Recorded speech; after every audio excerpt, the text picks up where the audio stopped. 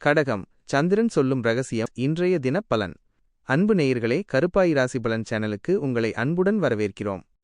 நாள் மே 23, 2026 சனிக்கிழமை. பராபவ வருடம் வைகாசி 9. பஞ்சாங்கம் சனிக்கிழமை. திதி சப்தமி. நட்சத்திரம் ஆயில்யம். வணக்கம் மக்களே. கடகராசிக்கு அதிபதி சந்திரன். சந்திரன் தினம் தினம் தன் கலைகளை மாற்றிக்கொண்டே இருப்பார். அதேபோல கடகராசிக்காரர்களின் மனநிலையும் வாழ்க்கை பாதையும் இன்று எப்படி அமையப்போகிறது என்று நம்முடைய பஞ்சாங்க முறைப்படி அலசுவோம். கிரகங்களின் இன்றைய நிலை. இன்று சந்திரன் உங்கள் ராசிக்கு 8ஆம் வீடான சிம்மத்தில் சஞ்சரிக்கிறார். இது உங்கள் ராசிக்கு ஒரு முக்கியமான நிலை. சந்திரன் தனது சொந்த வீட்டை விட்டு வெளியேறி சிம்மத்தில் இருக்கும்போது கடகராசி நேயர்களுக்கு மனதளவில் ஒருவித நிதானமும் அதே சமயம் சில பொறுப்புகளும் அதிகரிக்கும். சந்திரனின் ஆதிக்கம். சந்திரன் 8இல் மறைந்தாலும் கவலைப்பட வேண்டாம். இது உங்களுக்கு ஆன்மீக தேடலையும் நுணுக்கமான விஷயங்களை கவனிக்கும் ஆற்றலையும் கொடுக்கும்.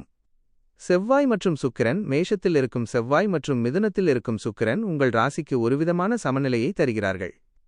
இன்று எதிலும் அவசரம் காட்டாமல் இருந்தால் எல்லாம் சுபமே.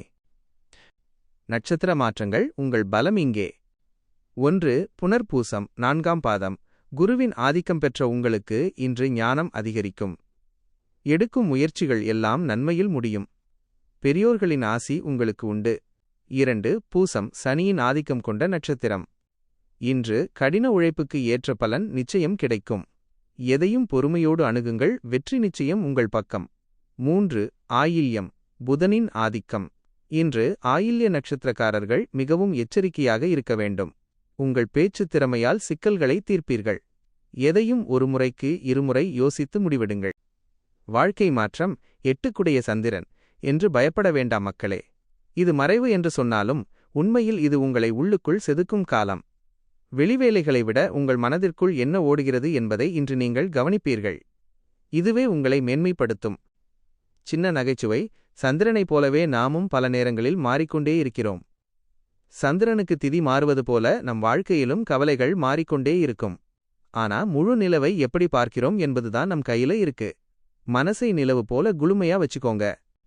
ஆன்மீக தொடுதல். பரிகாரம். இன்று சனிக்கிழமை சப்தமி திதி. இந்த நாளில் நீங்கள் செய்ய வேண்டியது இதுதான்.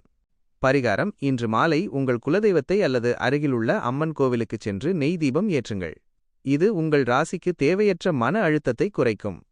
மந்திரம். ஓம் சந்திராய நமக என்று 108 முறை சொல்வது மனதிற்கு பெரும் அமைதியை தரும்.